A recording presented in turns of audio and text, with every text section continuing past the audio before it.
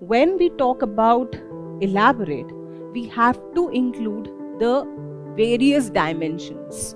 We have to showcase a comprehensive understanding by giving the context, multiple examples, facts, as well as future scope. So there is this 3 method rule which we have talked about. That first we have to identify the theme, then we have to identify the demand, and then we have to identify the flow of the question. So in history, explain means, clarifying means, or justifying means detailed account of how and why the event has happened. So if the question is cave paintings epitomize the artistry and grandeur of Indian classical painting tradition, comment.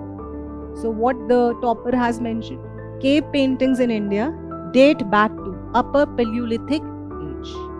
ये क्या है? This is a classic example of giving broad time period, explaining what is cave painting.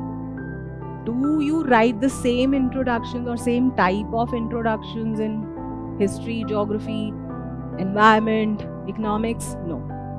The nature of the subject has to be kept in mind while introducing or concluding the answer.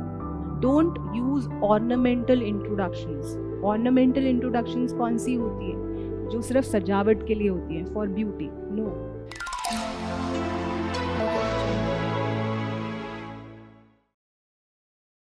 Hello everyone. So today we are going to discuss on a very important topic, and that is how to write answers. Rather, I should put it like this, how to write effective answers in your GS Mains paper 1 for a subject like history. So what are those magic words which makes topper different from any normal candidate? What is in their answer writing that you all need to incorporate? What are those elements you all have to look into specifically when it comes to writing answers for history? We all have to understand that the nature of the subject also makes a very huge difference when it comes to answer writing. So that is why we are trying to discuss over here what are those cliched elements which need to be there in your answers while writing for a subject like history. History is all about, facts. History is all about remembering dates. No, this is just a misconception. Yes, definitely, history does have certain facts, dates, events, which are woven in its, nature. But it is also about how you are presenting those events which have happened by narrating the story, the reimagination of event. If you would have been there, what has been the impact of all those events? What is the legacy which one needs to preserve? This is what the essence of answer writing in history means. Because when it comes to understanding the different parts of the question, when it comes to understanding the different elements in answer writing for history, it is different from subjects like polity, environment, geography, etc. So let's understand through the answer copies of the toppers, by understanding what are those elements which you all have to look into. So the first thing which you all need to know is obviously understanding the question itself. So in this first element, we are trying to understand what are the 3 elements inside the question which you all have to look into. So the first aspect is the theme of the question. Now, what do you understand by the theme of the question? So theme of the question is that on what topic are you going to write the question on? So this is the first step which you all have to do. That what is the topic on which the question has been asked? What is the theme of the question? Because if you digress from the theme, because there are different aspects which are still existent while reading the question, but if you digress from the theme, you are not answering the question in itself, right? What is the second element? The second element is understanding the demand of the question. Now, what is this demand of the question? This is exactly what examiner wants to ask. This is the question in itself, right? So if you do not understand the real demand of the question, you will again fall short in securing good marks. Another perspective to understand the demand of the question is, specifically in a subject like history, there are certain times, implicit question and explicit question. So explicit questions are those where you are getting directly the demand of the question meet by simply reading it. How? Let's say if the question is, what are the reasons behind 1857 mutiny? So this is a classic example of how an explicit question, direct question means in mains.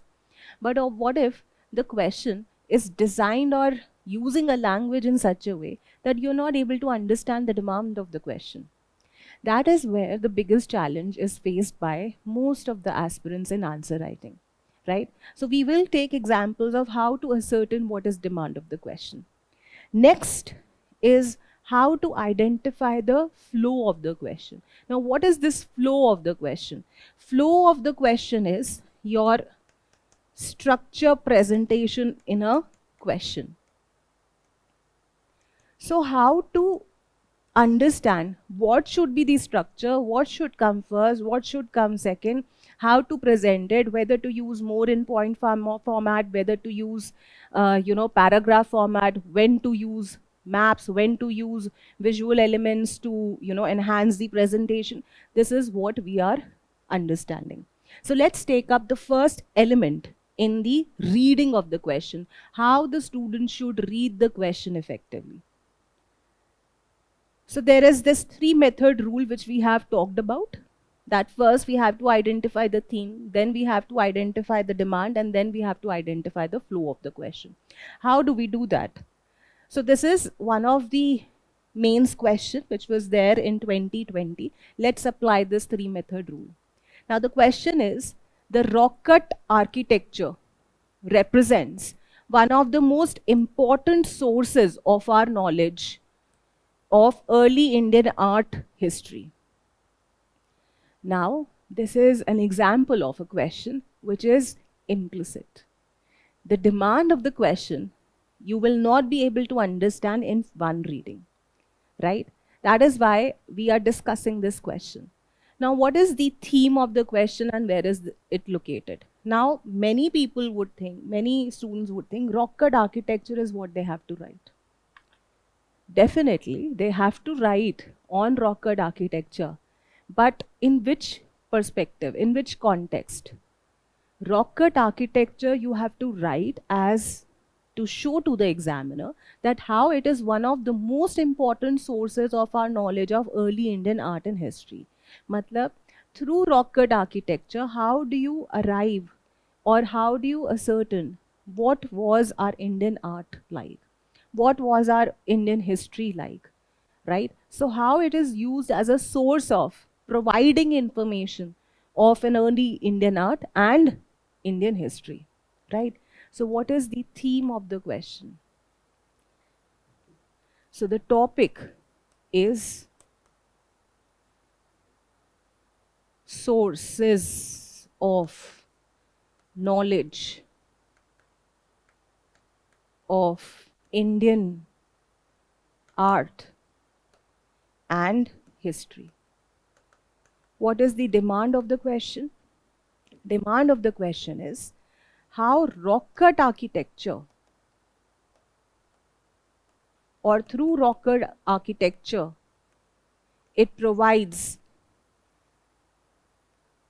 or it is a source of knowledge of Indian art and how it is a source of knowledge of Indian history. Right? So this is what we all have to understand while reading the questions, right? Now next aspect is flow. How are you presenting your answer? Here, the role of keywords play a very important role, right? So our next level of understanding would be, do they mean the same thing or will the structure presentation be same if the word here is examine? if the word here is critically evaluate, or they are different. So that means flow is a certain through tail word like discuss, examine, that also provides to the students that how much content and what form of content they have to add in the demand of the question, right? So this is a very critical aspect, how to read the question, how to identify the theme, what is the main demand of the question, and how to ascertain what flow, what kind of content is to be added in the answer, right? So this is the three method rule to understand the question. Now let's understand how to decode the tail words. And basically, the tail words are the main language of the UPSC question. By adding different tail words, the examiner is expecting from the candidate to present their answers in such a way that it is making a difference as to when the question or answer is in discuss format, examine format, or analyze format.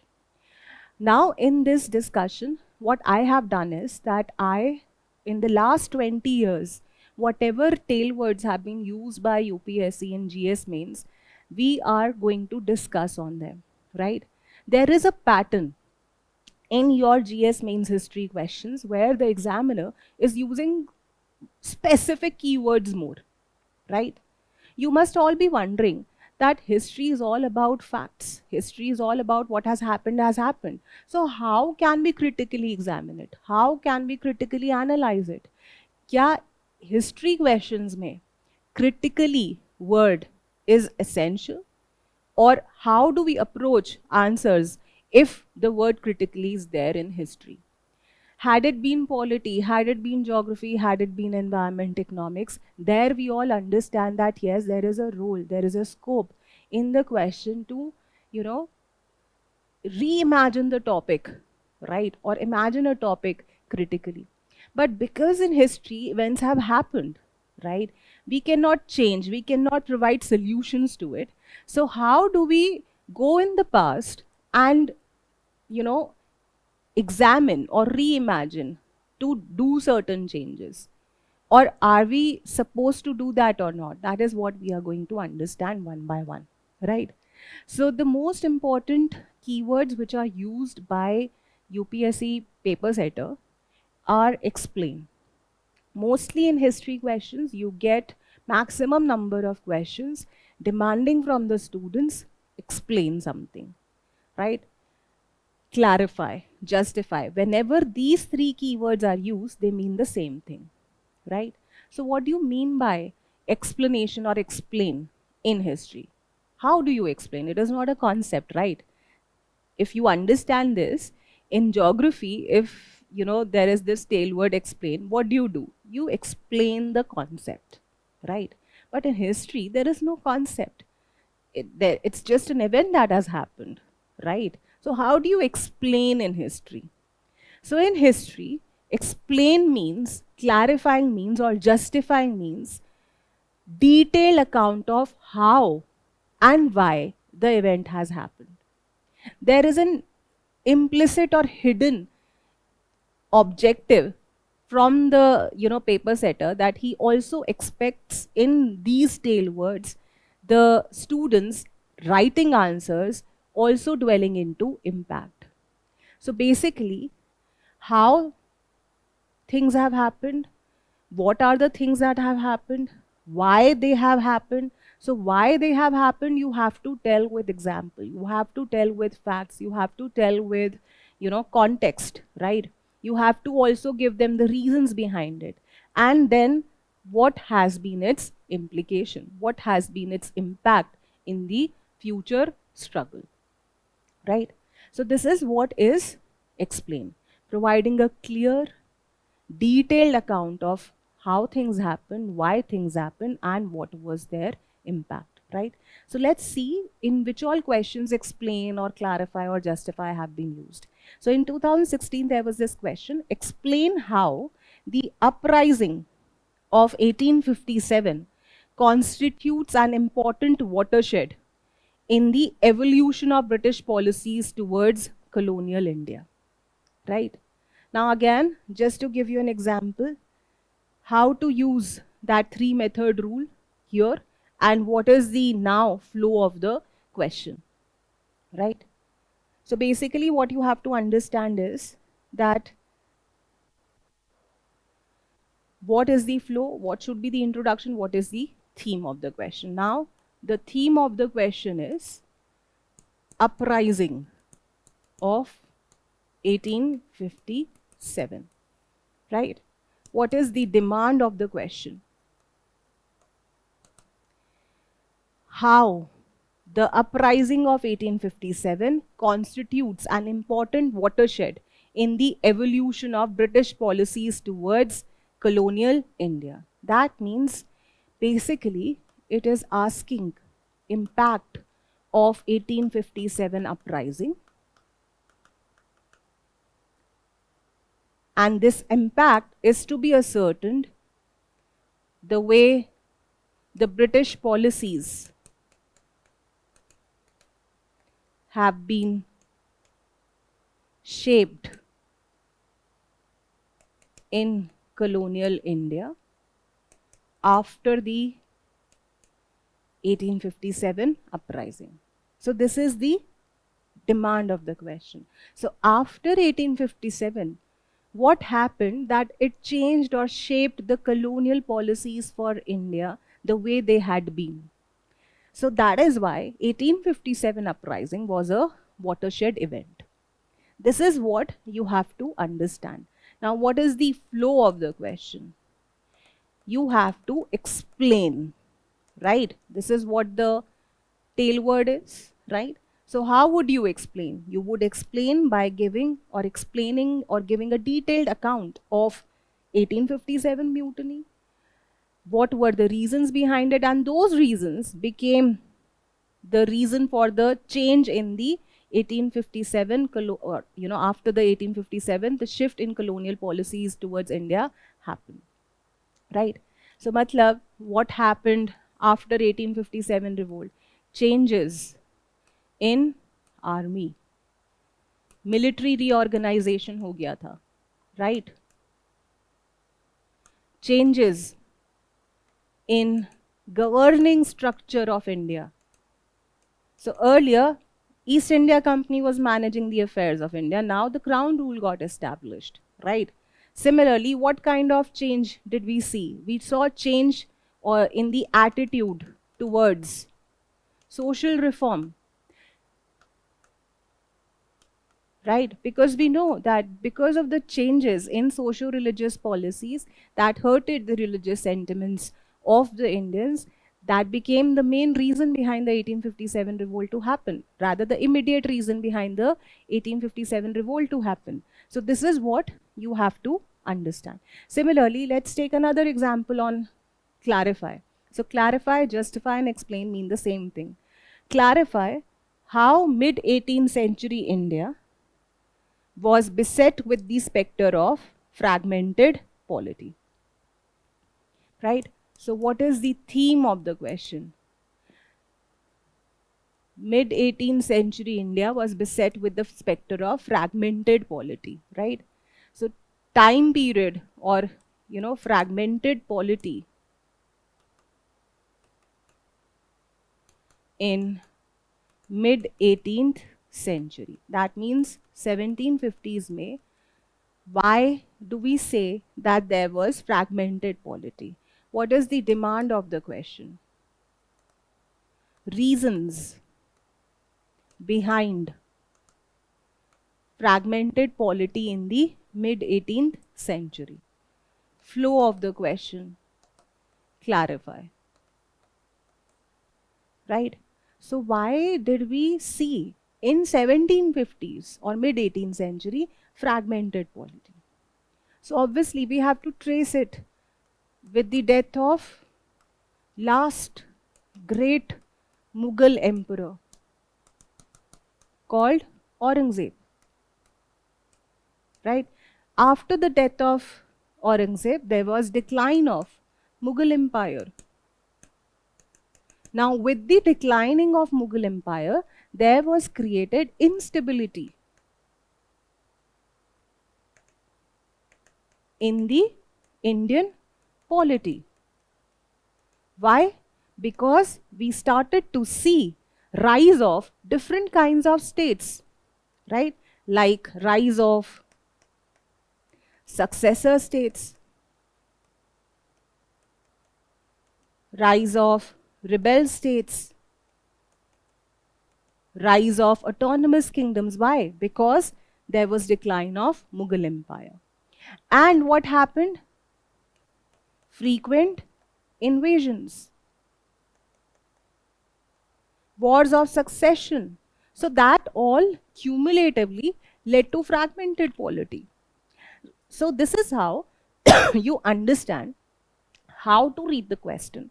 What is the theme, what is the demand, and what is the flow? Flow is the most important element. Reason being, if you understand the flow, you are providing the structure according to the tailword. So if tailwords are not clear, you will not be able to understand how to provide the flow. So if clarify is there, justify is there, explain is there, you have to give more detailed account of the main reasons. Similarly, you have to give examples, right?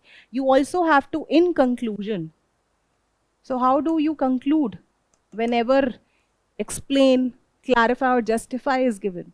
By talking about the impact.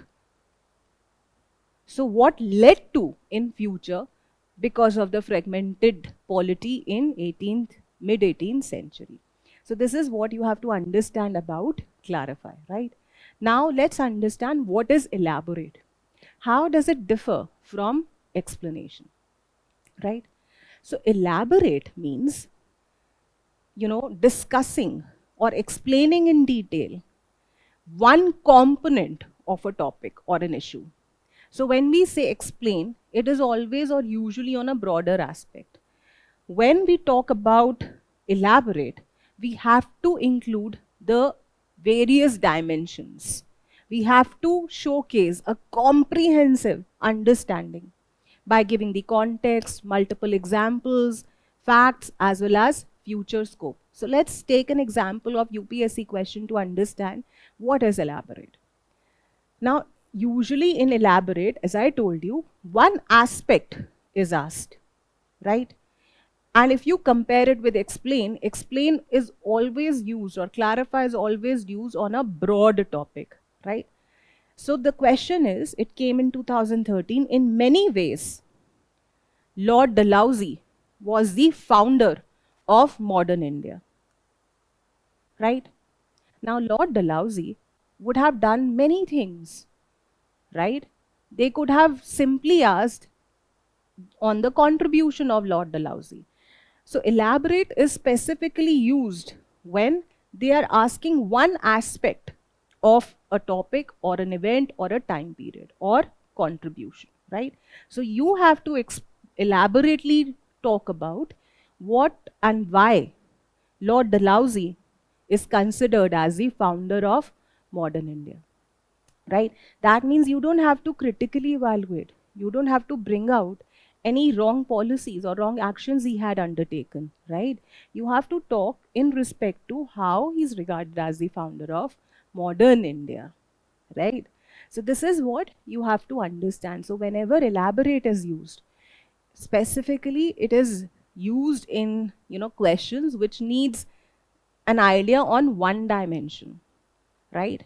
Or one aspect. But that aspect you have to give from multiple dimensions by giving facts, by giving examples, and also how the conclusion would be when you are giving the importance or contribution of Lord Dalhousie, either by summarizing what he did positively or how it has inspired the future governor generals or viceroy, right?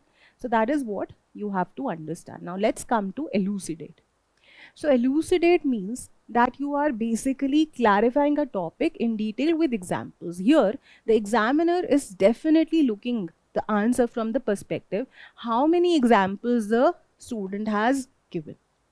As I have already mentioned, that, every tail word has a specific demand. Had it been elaborate, had it been explained, one or two examples, two and three examples would also have been sufficient, right, in justifying the demand of the question. But if the, tail word is elucidate, then you have to certainly use examples, facts to justify the demand of the question. Otherwise, you will not be getting good marks. So, in what all questions, do they write elucidate? In 2016, there was this question: early Buddhist stupa art, while depicting folk motifs and narratives, successfully expounds Buddhist ideals elucidate. To make it simple, basically the question setter, paper setter, is demanding from you how the early Buddhist stupa art. ये हमेशा याद रखना that if you're not reading the keywords properly, you may get deviated. The main topic is early Buddhist stupa art, not Buddhist stupa art, early Buddhist stupa art. How does it depict folk motifs? Through folk motives and narratives, how does it, expound Buddhist ideal? किस तरीके से early स्तूप art के अंदर जो फोक motives हैं, narratives हैं, stories हैं, which are sculpted, they give us the message of what were Buddhist ideals. So obviously, if you read and understand the language of the question, it cannot be justified till the time you are not giving examples. Right? तो इसीलिए इस तरीके के question में the examiner has used the tell word elucidate, because उसको चाहिए आपसे example. He wants specific examples to understand whether the folk motives used in early stupa art or the narratives, how do they give us an idea about Buddhist ideal, right? So this is what is elucidate, clarifying a topic in detail with examples. Now coming to next keyword. What do you mean by examine? What do you mean by assess? Or when the word is used as critically examine. So examine and assess almost means the same thing. To explain you in very simple word, I would like to give you an example. So what does doctor do when you go to him? So you're a patient. Whenever a patient visits the doctor, he examines him, right? He assesses him, his problems, his concerns. How does he assess, examine your problems if you go to him? You have to tell the doctor that this is what you are facing. That either you are having a headache, either your stomach is aching. So you have to tell the problem. You have to tell your issues. You have to tell your concerns. How does he arrive at a conclusion कि आपको ये problem है? Till the time he is not validating from you. Okay, if you are having headache, are you using laptop more? Are you using phone more? Are you, or is your headache because of some acidity problem, right? So he's confirming to arrive at a conclusion, right? Similarly, examine or assess in answer writing, what does it mean? So you have to study or you have to answer any topic or question in detail and very closely to break down its constituent parts, identify the key issues, have a detailed investigation, and then conclude regarding the impact, right? This is what is examine and assess. So unless and until the doctor breaks down your problem and understand it, he will not be prescribing you the medicine, right? Similarly, if you are not giving the answer by breaking its constituent part, by highlighting the issues or concerns, and then in the end tell about the impact, then still your answer will be incomplete. So let's understand in what all questions in history specifically examine is used. So in 2025 there was this question: examine the main aspects of Akbar's religious syncretism, right? So what do you mean by this? अब normally students would write कि अकबर की religious policy क्या थी? Yes, But question ये नहीं है, explain Akbar's religious syncretism policy. Had it been that, then you would have explained the features of Akbar's religious syncretism. But tail word hai examine. That means what was Akbar's religious syncretism policy? Why did Akbar have such kind of policy? And what was the impact? So you have to break down the topic as to why this is happening, what it is, and what repercussions are you facing or would face if you are having headache, right? Similarly, what was Akbar's religious syncretism? Why did he go for such kind of policy? What was the historical background? What was the condition? What was his personal thing, right? And what was the impact? So this is what is examined. But students क्या करते हैं, वो simply लिखेंगे अकबर की religious policy and then they will come out of examination hall thinking हाँ मैंने तो बहुत अच्छे से लिख दिया. But you have still not met the demand of the question because you did not look into whether it was explained, whether it was examined, whether it was clarified, right? So that is making a difference. ठीक है? Next, what is another question on how critically examine is used, right? So in 2014, there was this question, examine critically the various facets of economic policies of British in India from mid 18th century till independence. पहले तो इसमें time period is very broad, that is from 1750s till 1947. Now, what do you have to do? You have to critically examine what? Economic policies of Britishers. Right?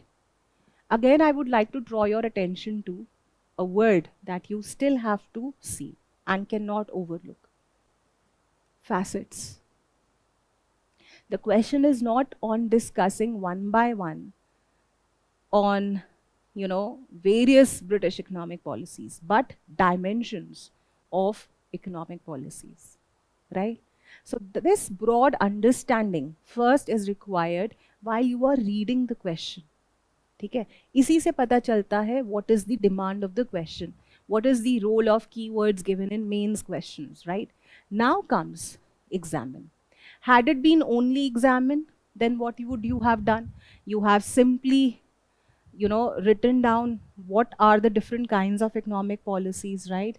And brought out the different dimensions of economic policies, either impact से आप conclude कर देते, थोड़े बहुत facts दे देते, that was about it. But the question is on critically examine. Whenever the word critically is added, that means it demands from you to, critically assess it, right? Now, what is critical? This does not simply mean that you have to criticize. Being critical means that you are closely investigating things from the lens of why things happen, how things happen, and was there any scope to improve it? Were there any unintended, advantages did we get after or during the rule of British, or after the British economic policies, right? So this is what you have to understand, that we have to bring in the positives and the negatives in the British economic policies. Definitely, if British economic policies had been so wrong, had been only negative, it would not have brought out the structure or the organizational, way of things, right? Then the people would have revolted and chucked them out long before. They were sustaining themselves, right? So on what basis can we say that there were certain good economic reforms that were brought in by the Britishers? So this is what is required. Okay? Now coming to understand, what do you mean by estimate, evaluate, or critically evaluate? So first understand the meaning of the word estimate or evaluate. So estimate or evaluate means, how does your examiner evaluates your answer scripts? by reading the answer, and then on basis of reading the content, he's awarding you marks. So that means there is some objectivity here. There has to be present some facts, evidences in justifying the demand of the question. There is some factual evidences that has to be written, right? So estimate or evaluate means there is this objective analysis. There has to be given some account, objective account. Based on the study and analysis, there is some, judgment passed, right? The way examiner is evaluating or assessing your answer script, simply think like that. That on the basis of answer writing, what you have written, he is awarding you marks that can be quantified. And then on the basis of marks given to you, there is this value judgment. What kind of rank would you get? So this is what is the flow of the answer whenever evaluate, assess is mentioned. Let's see the question and then we will understand. Now the question is, estimate the contribution of Pallavas of Kanchi for the development of art and literature of South India. सबसे पहले तो मैं ये बता दूं that while reading the question, the most common mistake the students would do in such question, जैसे ही देखा Pallavas of Kanchi for the development of art and literature of South India, वो क्या करेंगे? They will only write about the contribution of Pallavas in art and literature.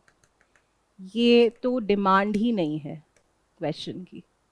This is not the demand of the question. Read the question properly and what is it saying? Contribution of Pallavas of Kanchi for the development of art and literature of South India. उनका नहीं पूछा है contribution. किसका पूछा है? Due to the steps taken by Pallavas of Kanchi, how have they contributed in the overall development of art and literature in South India?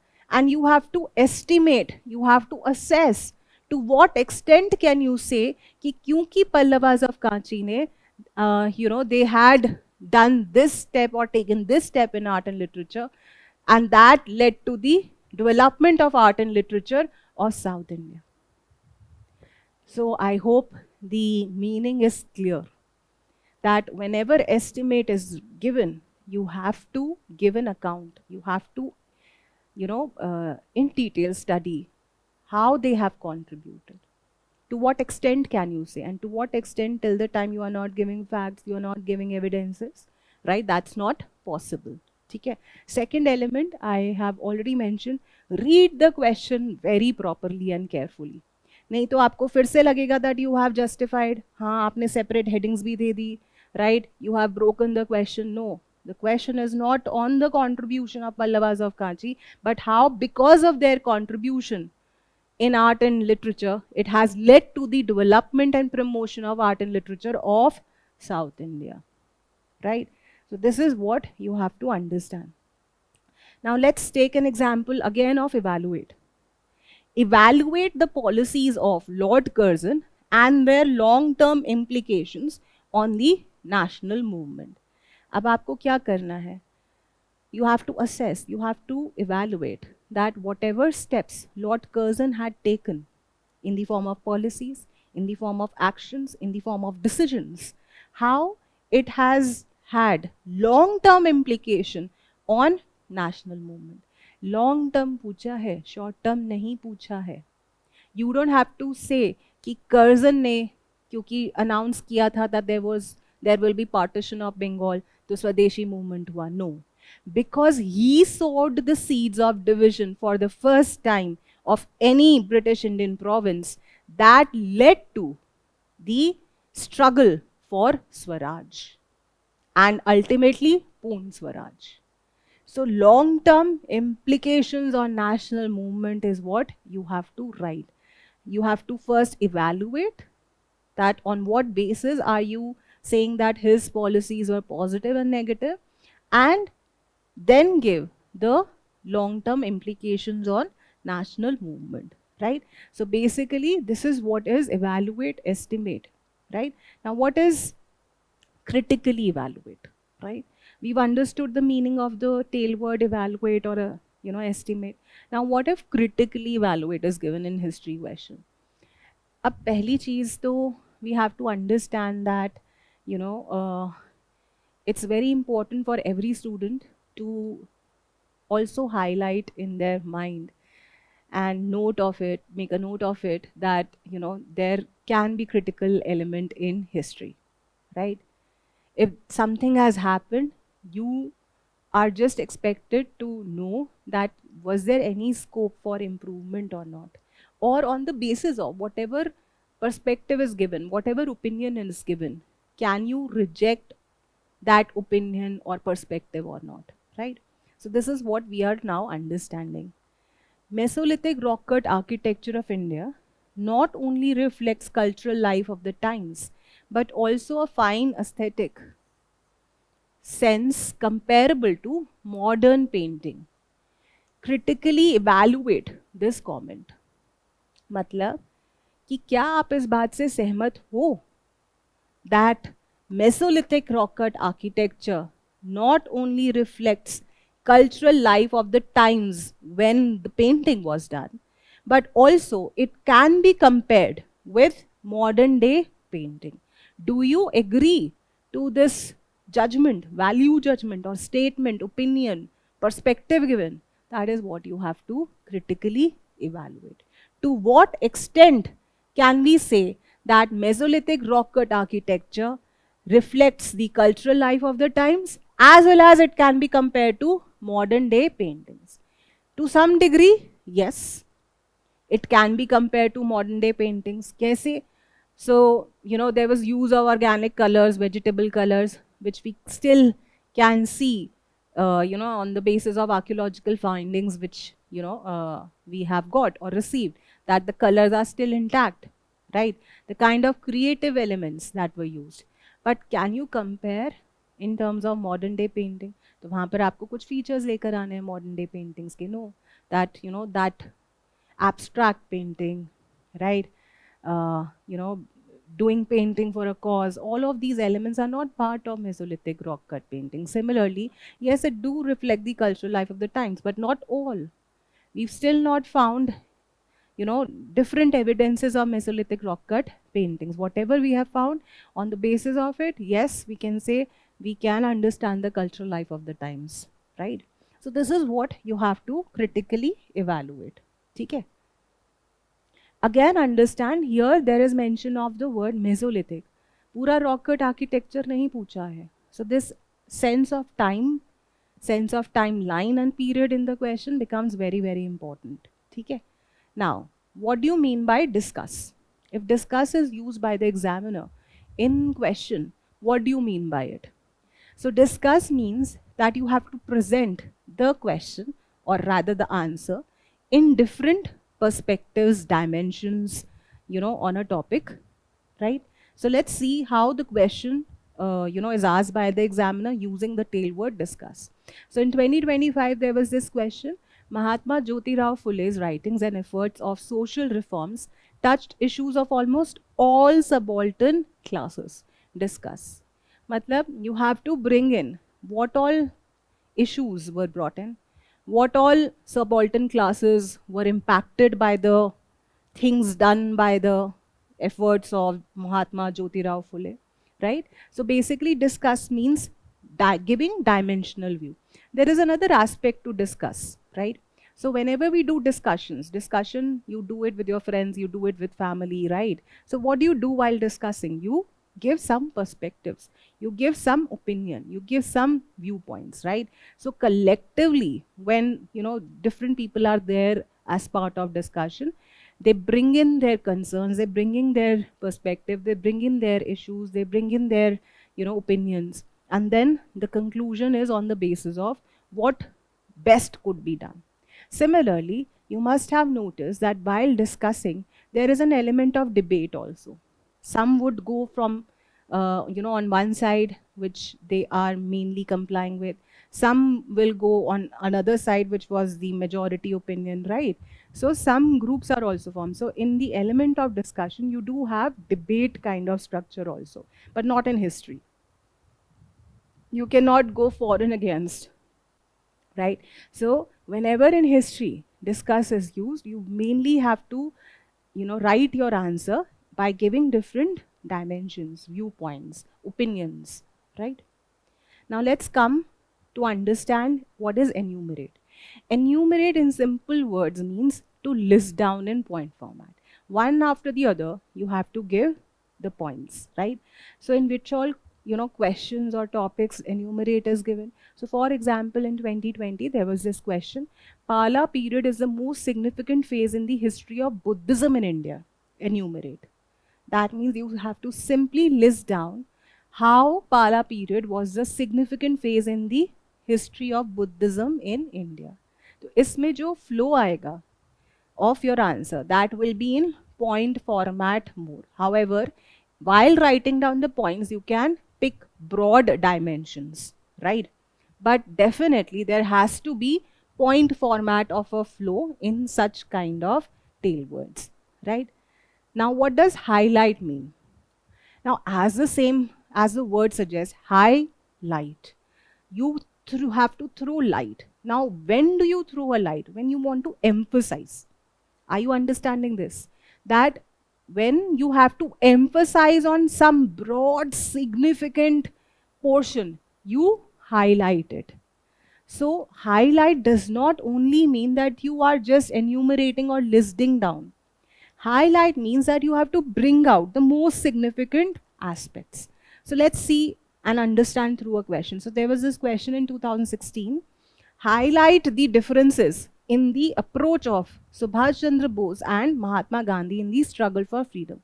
So you have to throw light on the most important differences in the approach of Subhash Chandra Bose and Mahatma Gandhi. There would be so many differences, right?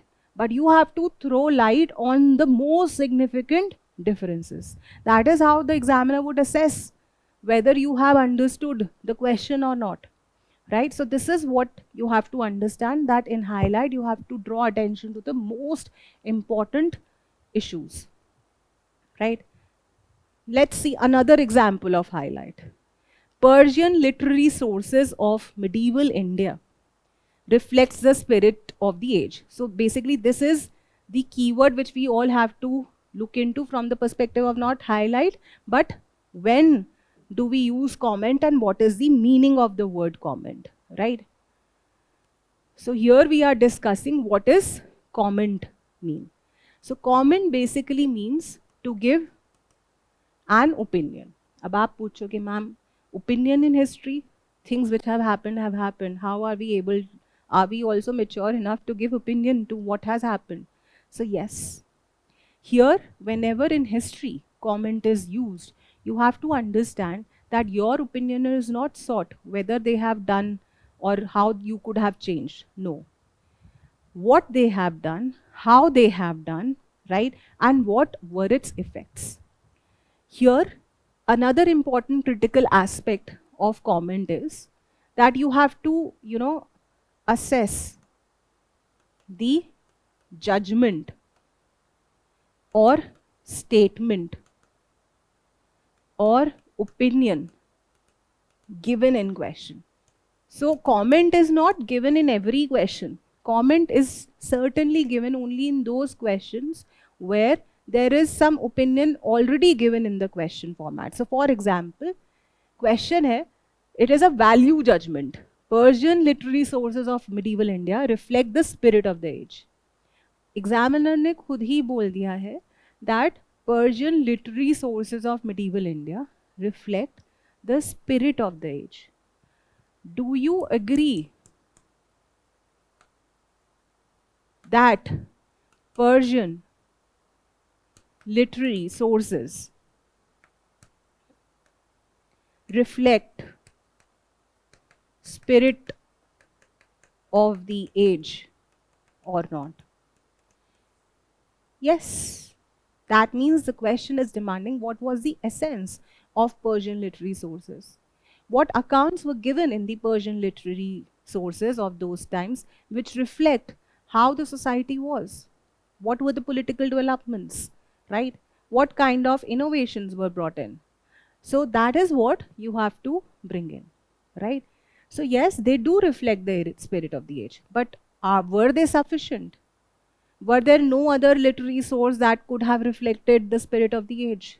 Yes, there was growth of regional literature at that point of time. You have to understand that the time period given is medieval India, right? In medieval India, there was another remarkable, you know, thing that happened, and that was the growth of regional literature, bhakti literature, regional literature. Were they not reflecting spirit of the age? That is what you will conclude. However, that despite the presence of Persian literary sources which reflected the spirit of the age, there were other forms of literature also that provided valuable insights of the times, like rise of regional literature, rise of bhakti literature, right? So all of this would become part of it. Chronicles of dynasties, right? Hagiographies of dynasties, biographies of the rulers. That also reflects the spirit of the age. This is what is comment and giving opinion in history answers, right? So this is what you all have to understand, right? Now comes a very critical aspect in answer writing. How do we introduce? How do we conclude? Do you write the same introductions or same type of introductions in history, geography, environment, economics? No. The nature of the subject has to be kept in mind while introducing or concluding the answer. As I have already mentioned, that if it had been polity, environment, economics, there in conclusion, you have lot of scope by giving the way forward, by bringing in the government initiatives, right? But here in history, you have to have that mindset that what all patterned introductions and conclusions could be written. Is there any pattern which on which you have to always introduce and conclude? Yes, and that is what we are going to understand. So basically, first of all, what you need to understand is that introductions are the ones which set the pace of the answer, which lets the examiner read further. So it has to be impressive. Similarly, you cannot end your answer without leaving an impression in the mind of the examiner. What you had set the base as by giving you by telling the examiner that you know the answer, in conclusion, you have to still create or leave an impact. So this is the importance of introduction and conclusion. In introduction, you have to lure the examiner and make him, confident, give him the message that you know the answer, right? Don't use ornamental introductions. Ornamental introductions कौन सी होती है? जो सिर्फ सजावट के लिए होती है, for beauty. No. He is not concerned whether you're writing introduction or not. Rather, your introduction should be as relevant part of your answer writing as any other part. Similarly, conclusion should not be written just to end the answer. In history specifically, conclusions have to create an impact. So that is what we are trying to understand. So when it comes to introductions for GS history for paper 1, you can introduce your answer by either giving a brief idea on the time period.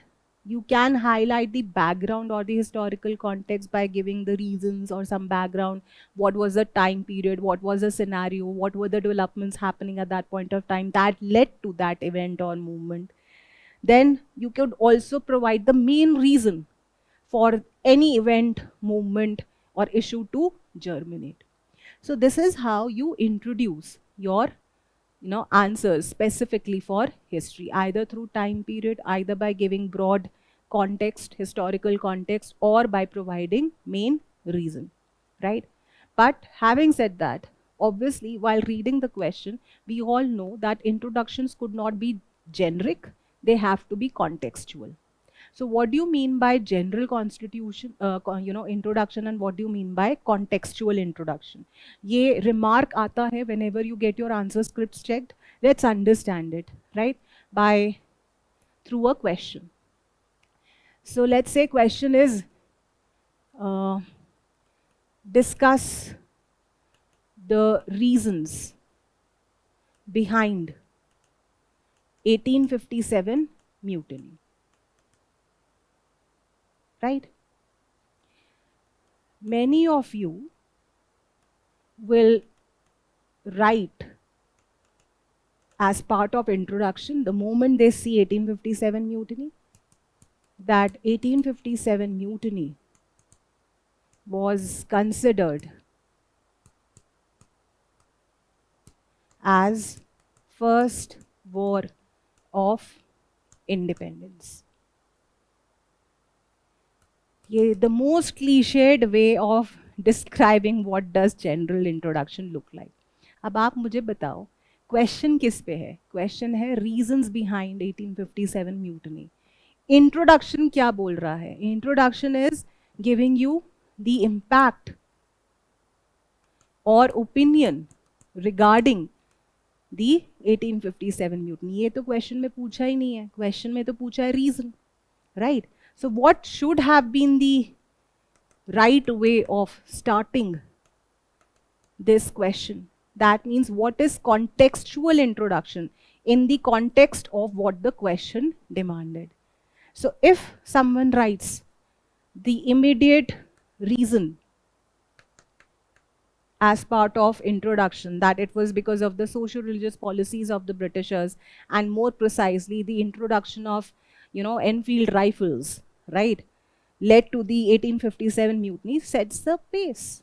This is what the examiner would be looking into. फिर आप बता दो different broad reasons, economic policies, education policies, military policies, right, were the reasons behind 1857 mutiny to happen. So this is what is the difference between general introduction and contextual introduction, right? So I hope this is clear. Now let's understand how conclusions in GS history mains could be written. Before that, by taking the example of the real-time toppers writing answers in GS history mains, how do they introduce their answers? What is contextual introduction? What type of introductions do they give? That is what we are understanding, right? So if the question is, cave paintings epitomize the artistry and grandeur of Indian classical painting tradition, comment. So what the topper has mentioned, cave paintings in India date back to Upper Paleolithic age. ये क्या है? This is a classic example of giving broad time period, explaining what is cave painting, right? कुछ students क्या करते हैं? They simply explain the meaning of the question. कि वो फिर से rephrase कर देंगे कि हाँ, they were very artistic, they were very grand, right? But what the toppers do, they contextually write the introduction. So this is one classic example of contextual introduction by giving historical background, right? Now the question is, bring out the role played by Ahom Kingdom in shaping the cultural and historical identity of Northeast India. Discuss its legacy in contemporary parts. The Ahom Kingdom was present in modern day Assam. Region bataya. Where were they ruling? During which centuries were they ruling? Which ruler was the most important ruler or personality? Then there is a map. This is contextual introduction, right? Another example of contextual introduction. Question is on the evolution of press in India, right? Also discuss instrumental impact it had during various stages of Indian freedom struggle despite the repressive policies of the British. Now evolution pe hai, right? So what the topper has done, he or she has mentioned when was the first newspaper in English launched. Who launched it? Bengal Gazette by James Augustus Hickey. And then evolution of press is given, right? So don't you think so that the examiner would understand that the student has understood the demand of the question, और वो उसी format में लिख रहा है, right? So this is what you all have to understand, right? Another example of how background or historical time period or introductions look like. Question है, Bhagat Singh made a real breakthrough in terms of revolutionary ideology, goals of revolution and forms of revolutionary struggle, elucidate. अब what kind of historical background should have been given in such type of question where there is no use of word what led to Bhagat Singh coming up with revolutionary ideology, goals and revolutionary struggle? भाई उसको किसी चीज़ में motivate किया होगा ना to come about with such kind of revolutionary struggle और ideology. वो क्या थे? Those motivating factors or background was decline of non-cooperation movement or sudden withdrawal of Chauri Chaura. This is again a classic example where toppers write more contextual introduction in GS history mains. आपको background देना ही पड़ेगा, reason देना ही पड़ेगा. The question is not demanding from you through the language, but you still have to give. Otherwise, you will not be able to set the base. Bhai, I have already mentioned that till the time you don't let or reveal to the examiner that why this has happened, because there are 3 hidden words in history answer: what, why, and impact. Try as much as possible to cater to all these dimensions through different keywords, right? Another example of how introduction could be. Some current relevant examples or insights could also be used to impress the examiner, right? जैसे question है, historical and architectural importance of Sanchi stupa. Question क्या है? Historical or architectural importance, right? How do you still see the importance of Sanchi stupa? How do we recognize that it is important?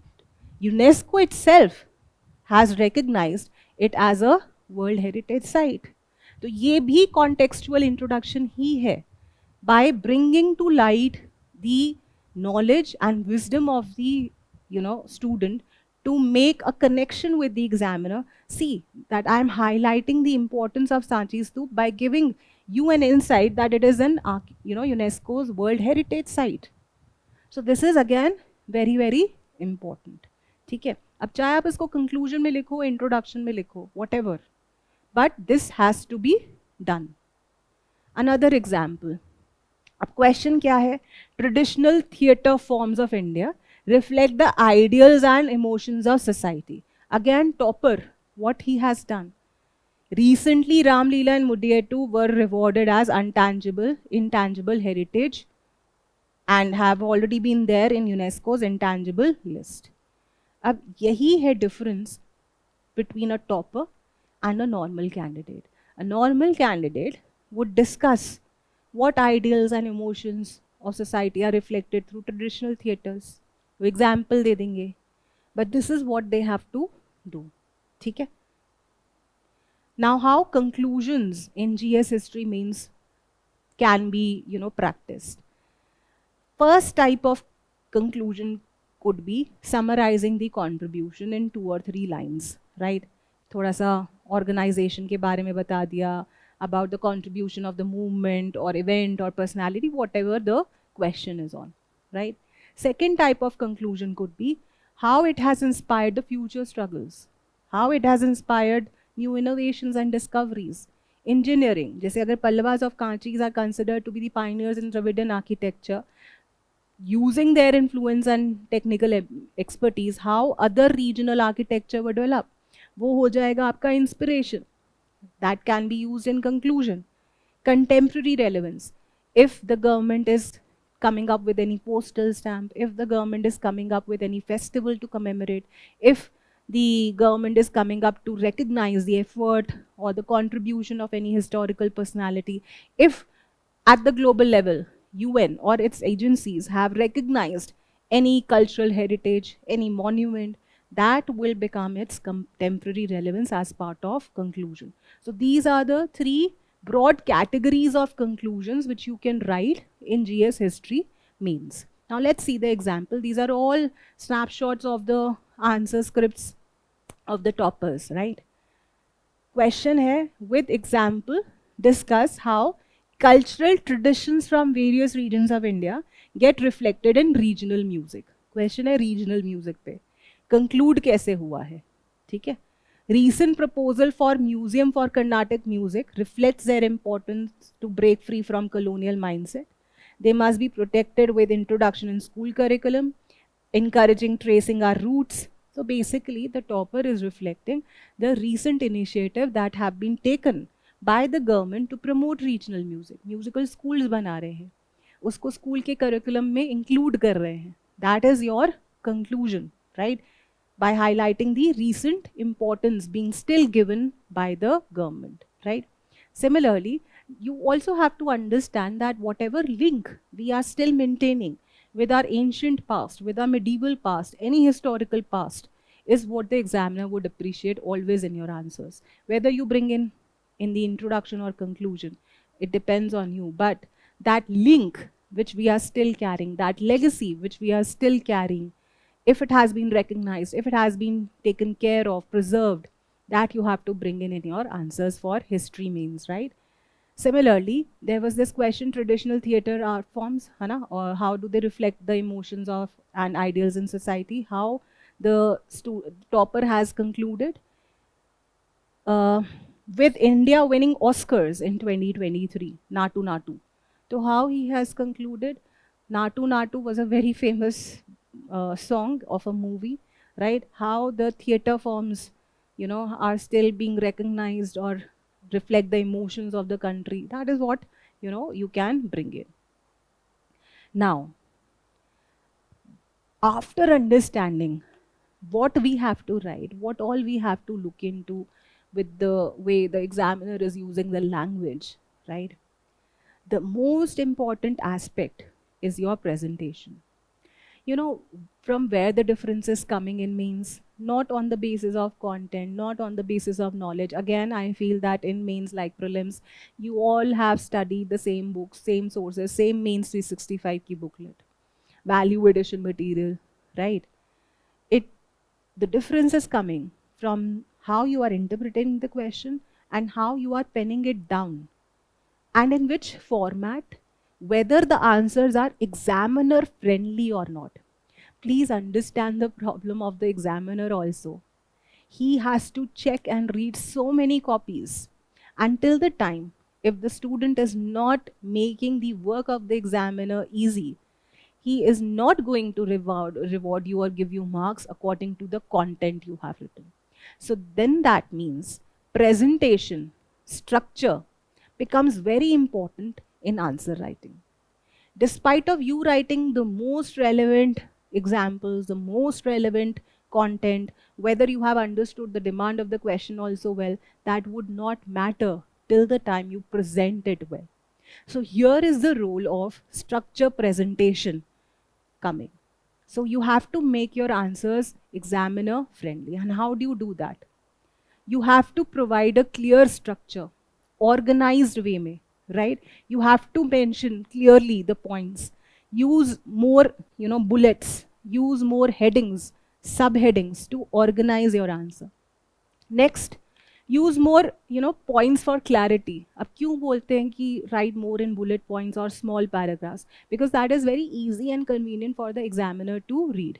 Why do we say that you should use headings? और headings को भी headings नहीं, उनको भी bold करो, underline करो, make it in boxes, so that the examiner is able to read them very quickly, right? He is not knowing you, he is just knowing you through your answers, right? So till the time you are not writing well, he will not be giving you marks, right? You have to include visual elements. Make use of flowchart, make use of map, right? Diagrams. Then how diagrams and maps could be brought in your answer writing specifically for history, that we will all discuss, right? What next? Substantiate your arguments. Give events, or if you're writing events, back it up with facts, back it up with evidences, examples as much as possible. वही तो दिखाएगा that you are well thorough. You have read the topic. So all these together will improve, answer writing, and you will get very good marks. So how does the clear structured answer look like? How do toppers write? What do you understand when we say that there has to be structure in your answers? So let's say there was this question in one of our test series. Bring out the evolution of mural traditions in South India. Also elaborate on their significant characteristics. The screenshot which I'm going to show you is an answer written by a topper. This is what is organization, structure. Question है evolution क्या है, right? Evolution of mural traditions in south India, this is the first part. Second part क्या है? significant characteristics of mural traditions. Now see the structure. पहला क्या है? Evolution. Evolution दिख रहा है, क्लियरली दिख रहा है. पेलियोलिथिक, मेसोलिथिक, नियोलिथिक, अंडरलाइनिंग है, राइट? फ्लो चार्ट है, एग्जाम्पल्स दे दिए, क्लियरली दिख रहा है, राइट? कैरेक्टरिस्टिक्स दे दिए, क्लियरली हेडिंग दिख रही है. Whatever keywords are used in the questions language, please use them as they are written. Characteristics पूछा है ना, कैरेक्टरिस्टिक्स ही लिखना है, फीचर्स नहीं लिखना है, right? Why? Because the examiners mind is set that in the question I have to see evolution and characteristics. So he would look for these words, evolution and characteristics. The moment you give him those words which are used in the question, automatically decent marks you will still be getting. Then comes the second aspect, flow and presentation. So it is so convenient to read. So convenient to read evolution, right? Main headings are, underlined. ज़्यादा कुछ करना भी नहीं है, ठीक है? Again if you see initiatives दे दिए, क्लियरली दिख रहा है कंक्लूजन में द रीसेंट इनिशिएटिव्स. मार्क्स मिलेंगे ही मिलेंगे, दैट इज व्हाई ही और शी इज अ टॉपर, ठीक है? Next question is Cholas are inextricably linked with the zenith of Dravidian art and architecture. Chola दिखना चाहिए, द्रविडियन आर्ट एंड आर्किटेक्चर दिखना चाहिए. These three keywords have to be seen to the examiner.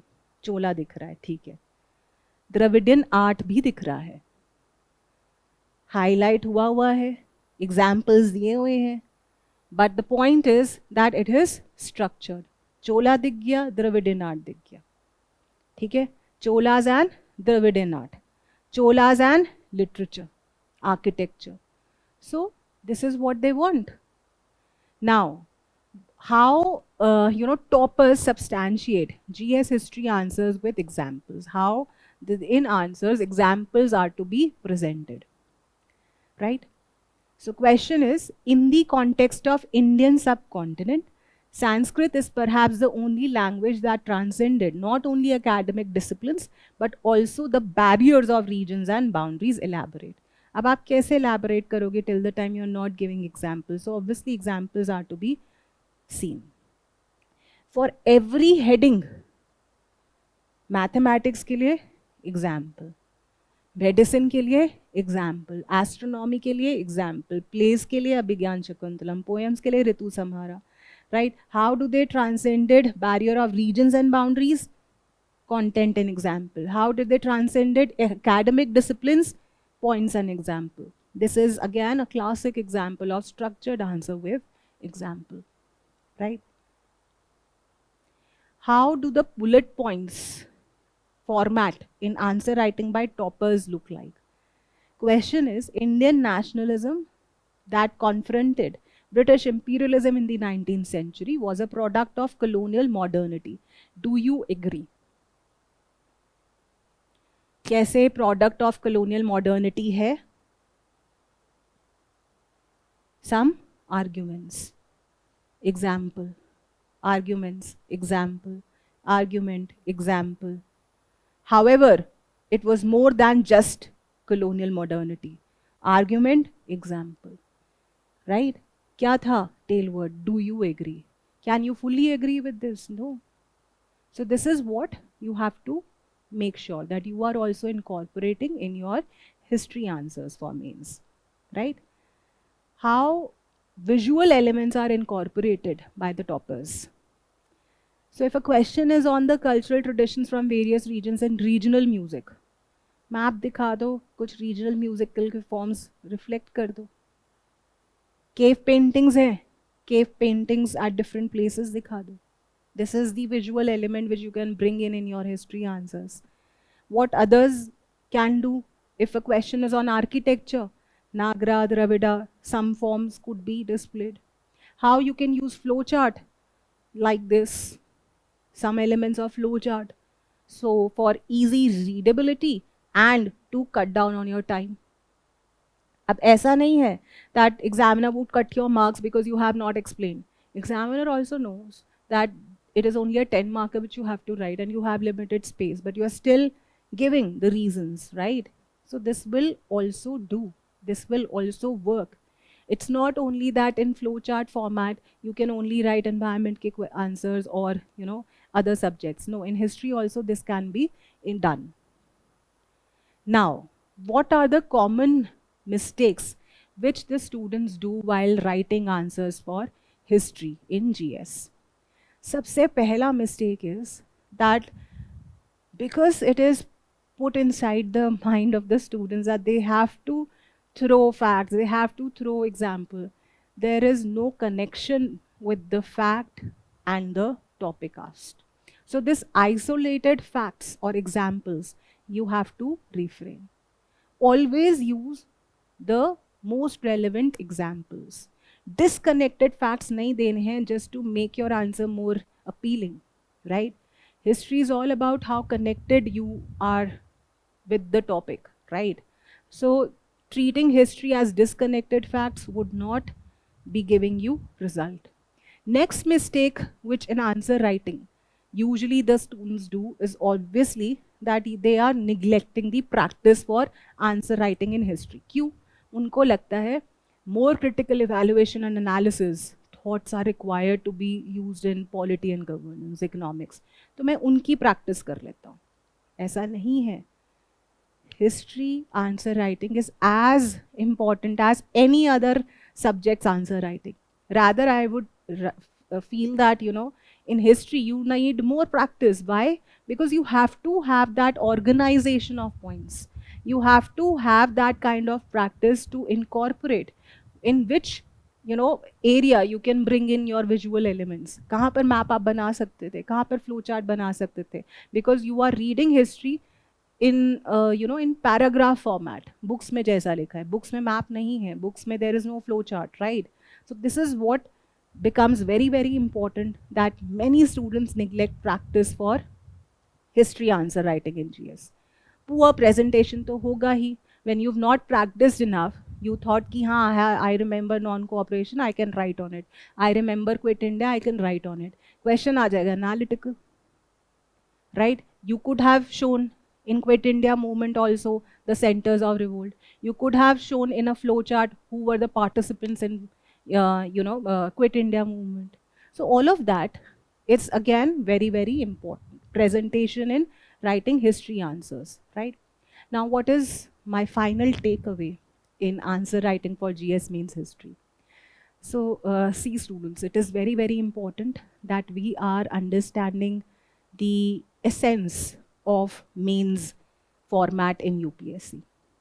Your mains format in UPSC is basically demanding from you the power of your thoughts, the knowledge you have grasped, the insights you have gained in a written format, right? It's not like prelims where the answer is given and you have to find the answer. Here, your knowledge is being tested in a different format. So definitely, you have to work upon your organization of points, your conceptual clarity, the flow of the topic which should be there in your mind, right? That is why note making becomes very, very important in mains. So prepare the topic in a very structured way. Understand the essence of the topic. Specifically in history, you need to understand the importance of the movement or event or any contribution that has been done by the personality. So these are very, very important elements. Besides this, obviously presentation, structure, understanding of keywords, how effective introductions should be written, how effective conclusions should be written. They create a lasting impact. Rather, the first and the last impact which are seen and judged by the examiner in any answer writing is your introduction and conclusion. So make them very effective. Lastly, I would like to tell you all that, understand the power of your pen. It's just not a pen. You are using that pen to connect your thoughts with. in GS answer writing, specifically for history, you have to relate your thoughts with the question asked.